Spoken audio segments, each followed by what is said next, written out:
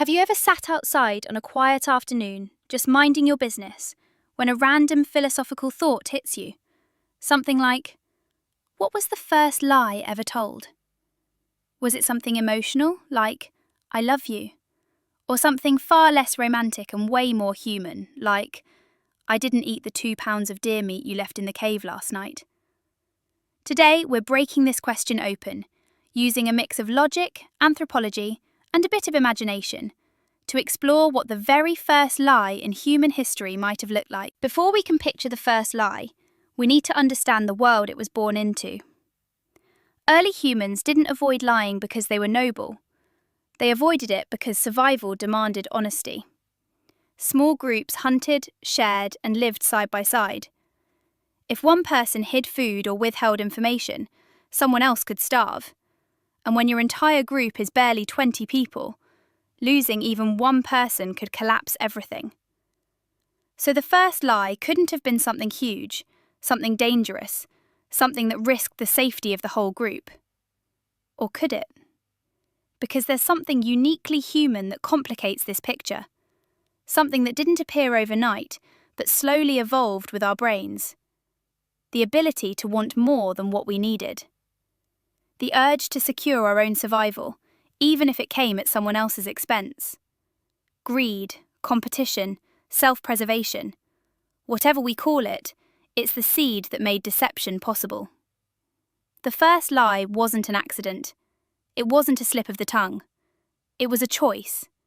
A deliberate, structured decision, born from hunger, pressure, and the quiet realization that bending the truth might mean surviving another day. Now, let's travel back 70,000 years to a small human group huddled against the coming winter. The hunt had failed, again. Bellies ached with a hollow hunger, and the mood around the fire was tense. A young man we'll call Car was on the verge of being cast out. He was smaller, slower, and contributed less. He knew if he didn't prove his worth soon, he would be left behind to starve. The day before, the group's best hunter, Bar, had managed to bring down a scrawny hare, a mere mouthful for 20 people, but a symbol of hope. He'd hung the meat in a high, cool crevice at the back of the cave, saving it for a true emergency. That night, Car's hunger became a gnawing animal in his gut. He saw the hare. He saw the sleeping, weakened forms of his tribe. And a thought, clear and terrible, formed in his mind. If I take it, I live tonight. If I don't, I might not see the dawn. He crept to the crevice and devoured the meat. The next morning, Bar discovered the missing hare. Fury erupted. "Where is it?" he roared, his eyes scanning the fearful faces. When his gaze fell on Car, who looked guilty and had grease still smeared on his chin, he demanded, "Car, did you eat the meat?" Car's heart hammered. He could have confessed. He could have begged. But in that moment of sheer panic, a new, untested path opened in his mind. He looked Bar directly in the eye, and with a conviction he didn't feel, he uttered the words that would change human communication forever. No. The small cat, the one that stalks the rocks, it must have taken it in the night. It was a simple lie, a deflection. But in that moment, Car discovered that reality could be bent. He had used a shared understanding of the world, that predators steal food, to create a private, self-serving truth. The first lie wasn't, "I love you."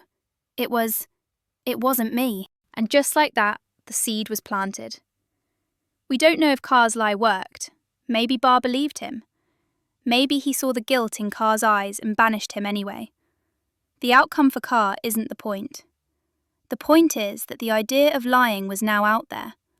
It was a new tool, a new weapon, a new virus in the ecosystem of human trust. Imagine the consequences in that small group. If the lie was believed, it created a false reality. The tribe would now be on high alert for a phantom cat, wasting energy and resources on a threat that didn't exist, all while the real problem, a breach of trust, festered in their midst. If the lie was discovered, the fallout was even worse, because now the group had a new, terrifying concept to deal with: the deceiver. Trust, which had been as automatic as breathing, now had to be qualified.